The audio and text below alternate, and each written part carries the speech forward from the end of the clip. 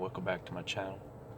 I've been watching a couple videos lately on YouTube, especially those who are 20 or younger, where they talk about certain mistakes that they made in their early 20s.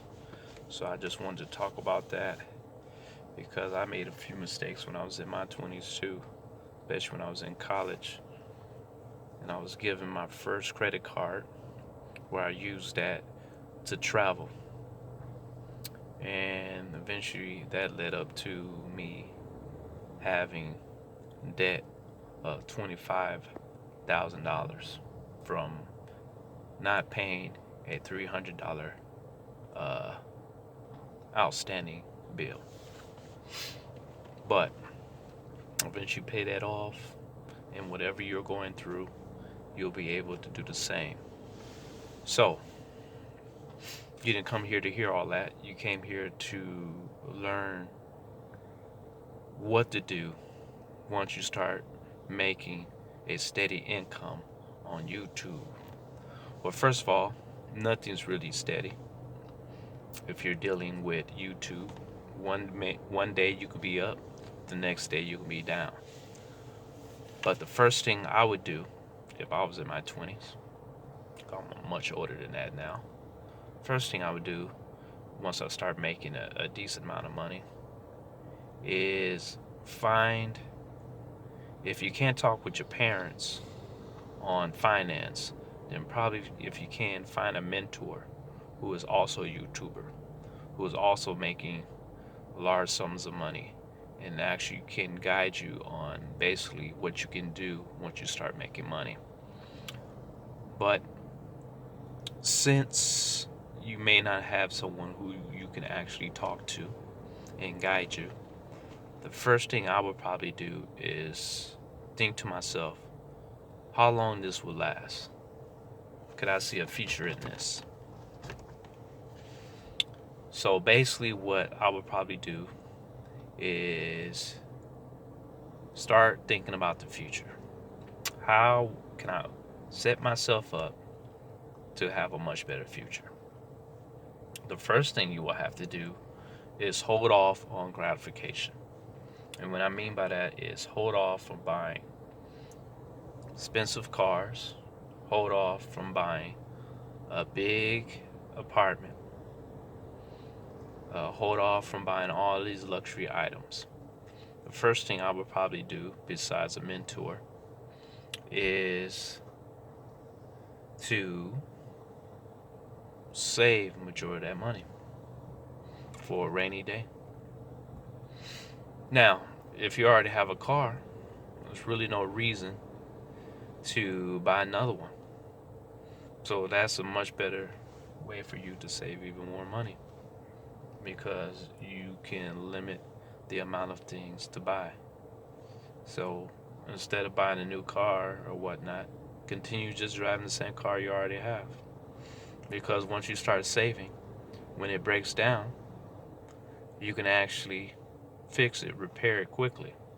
Unlike buying a real expensive car, because you know the more expensive it is, if it breaks down, the more it's going to cost to fix it. You see? So it's better to buy something within your means or below your means, so when it comes time to fixing it, you'll fix it quickly and be back on the road. And there's two type of cars you should buy: Hondas and Toyotas. Why? Because those are very, very dependable cars. If you was to go and look up most dependable cars, you will find those two at the top of the list. So that I would probably invest in is something where it's reasonable and be able to pay in case of emergency, and you'll be back on the road. Another thing is, if you make a certain amount of money, is to probably start investing, especially while you're younger. The younger you are, the better you are, because you have more time to invest. And if you invest for the long term, by the time you're in your early 30s or 40s, you're probably a multi-millionaire, and then you can retire early, like the fire movement. But why would you want to retire early? Because when the last time you heard a billionaire say they're going to retire early, you see they still working, trying to make money, right? So just continue using that as a way to help build your future. Another thing is, I've seen one guy, I think he's like 19 now, but I think he started when he was 16, where he started one of those, what's they called online? The